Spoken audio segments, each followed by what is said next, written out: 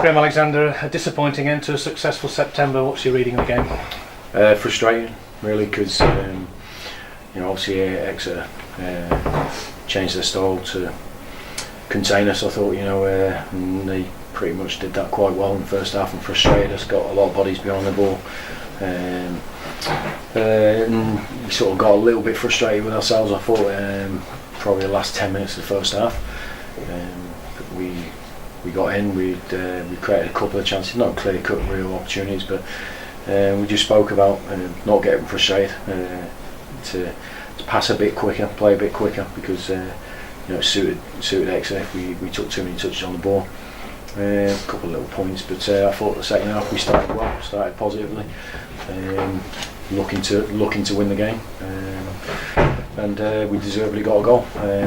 But after that, it was really disappointing, because obviously we conceded 2 poor goals and looked flat, and that's the overriding thought of the game. Probably not a game that we deserve to lose. Well, definitely not a game that we deserve to lose, but lose we did. Until they got back in the game, they barely had a chance. You didn't look like you were going to lose it. You had created your own chances, and obviously you'd taken the lead through a great strike from Matty Blair, but must have been so disappointed to lose not one but two goals in a 4-minute period there and give them the initiative. Yeah, I think we lost our focus, and I think sometimes when you're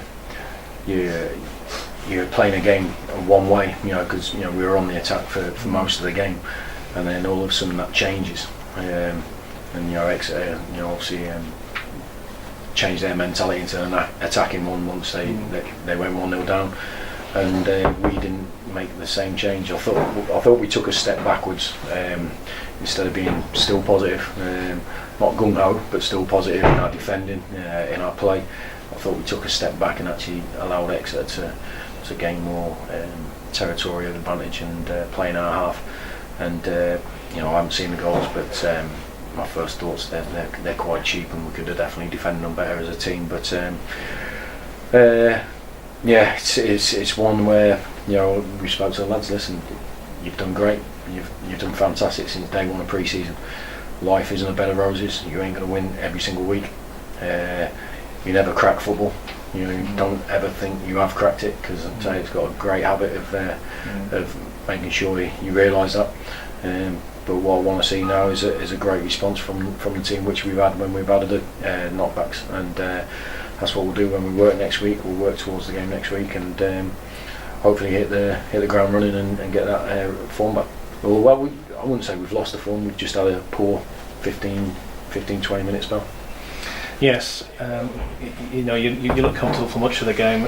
It was difficult for your creative midfield though to get through. Well, that's something they're going to have to come up with a lot of times this season. The much vaunted creativity in your field, and they did find that hard for large periods. Yeah, in the first half, didn't they? Yeah, definitely. Well, I think like after 8-9 games, 10 games of the season, it takes shape, and then once you get into that sort of period, managers and coaches tend to play for certain results, and obviously if you're playing the team that's second top away from home, you're going to take that into account, and that's what happened. And while we're up there, we'll have to take that into account, especially at home. I think it's an open game of football, then which they are usually at the start of the season, because teams are pretty much unknown. But once the league starts to take shape, I think that's when tactical games come more into it.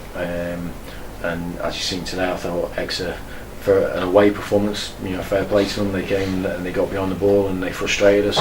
I think if we'd have got a goal earlier on, I think it would have opened them up a little bit more, and we could have gone on to win it. But you can't say that now, the game's gone. But we scored late on, and we should see the game out from there. But it's disappointing not to. However, you're still in the mix. It's very tight at the top now. Defeats for both Wimbledon and Chesterfield today, so it just shows how unpredictable this league can be.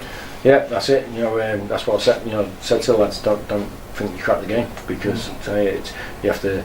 Everything that we've done previous to this has got us points previous to this, but it's not going to win you any points today. We have to do the same things again, have the same work rate, same attitude and application, and create as many opportunities as we have done in the past. But to be fair, up to 75 minutes, I was happy, because we didn't play as fluidly and create as many opportunities as we had, but that was in part to Exeter's way of playing.